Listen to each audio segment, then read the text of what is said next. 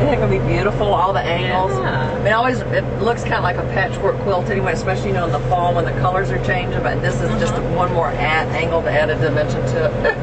I can't wait.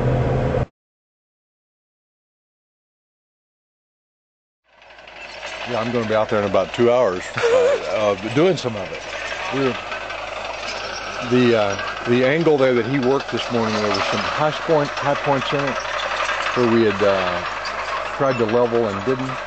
So he went back out with that little device which levels nicely. And then we're going to commence laying out the blocks. We're actually going to drive the post and set it up. Now, what's going to be planted here? Well, the flat part down here would be planted with Albariño because it doesn't need any heat. In fact, if I could plant it right here where we're standing on this north slope, I would. But I don't have irrigation over here, so that's not available to me right now. But now on the southwest sloped rows, see, it's complex angles here, but fundamentally this is north right here. So see, those rows are angled at about around past 180. They're about 225 or maybe 235 degrees, running up and down the hill like that. And there will be a little block this way in which the rows will run almost 270 degrees to the west. And then all the others will run about 225, 235 to the southwest. And we're going to be planting things that need a lot of heat there because it's obviously just an oven. So we'll be planting some Grenache, some port varietals, some Malbec, some Tannat, and things like that. We have those same things already planted here, and we know they work. Right. We just enlarging the blocks from over there, we're going to put the ones that need the most heat over there. So you planted the vineyard in 95? The first vineyard here, yeah, okay. The Cox's Rock. And that was 30 acres? No, that was only 15 acres. Okay. Yeah. And then this one is about 8. It's really hard to measure the planted acreage on this, as you can imagine. We've been out there and we've estimated row lengths and everything, and we look like, but our best estimates are still off by plus or minus an acre. It's either 9.5 or 8.5. What's the degree of slope on there? It's not bad. It's about 30 something. We can run a rubber tired tractor on it. We've done a lot of the work with that little crawler you just saw come off of there, but we can do a rubber tire everywhere on there. The key is to put the turning points at just the right place. Now, the original was the Cox block? Yeah, that was Cox's rock, named after the man and his wife, John and Elizabeth Cox, who land granted this in 1849. And then this is cobble, and this particular section, the new section, is called Grand Hill. The euphemism grand, G-R-A-N-D, is because it's a little taller than South Face, the steepest part of the place. And also we have grandchildren, and their grandfather was known as Grand. So that's how we picked that name. Okay. And then the plantings over here. Yeah, that's chaotic. Chaotic ridge, we call it. And we wouldn't have known to use a word that means mixed up and tumulted had we not have had the real organized soils around the fault line on this side. But the geologists have drawn maps and they show that the fault line goes through here, but somewhere out in this low area the fault line becomes what geologists call occluded. That is, they don't know precisely where it went through that segment.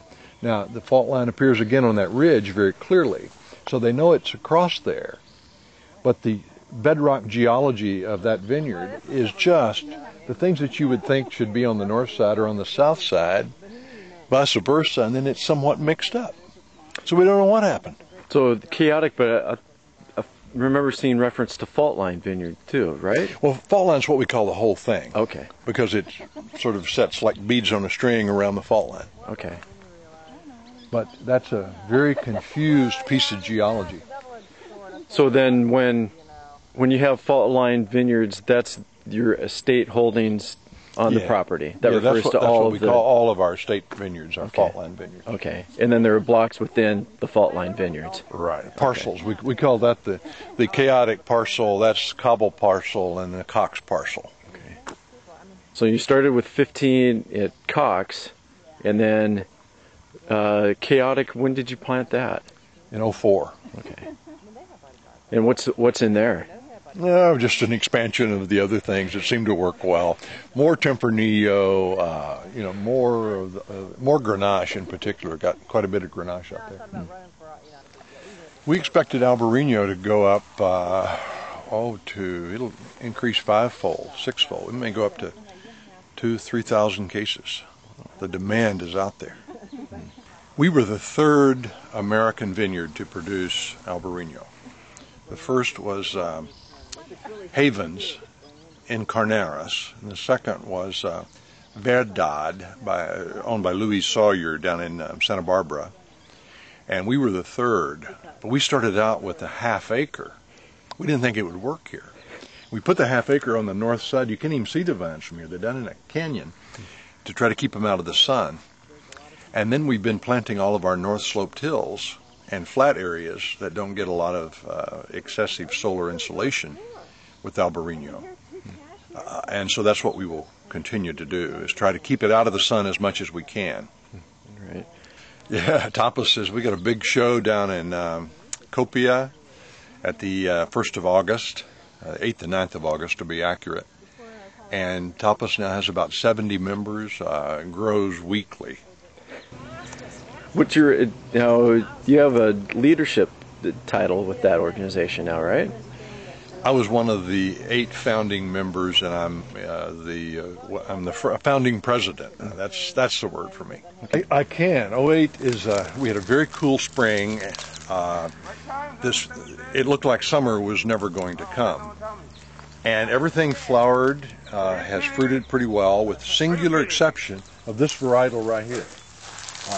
Those of you who know grapevines can tell that this is Grenache, and the vine looks happy, but look at its fruit. That's not an atypical cluster. See, shatter was just tremendous this year. And this is a variety that normally fruits copious amounts of fruit. I mean, you usually have to thin it by 50% at least, if not 60 or 70%. If you're shooting for 3 to 4 tons to the acre, you got to throw double or triple that amount on the ground because there's just fruit hanging everywhere. And yet, look at that.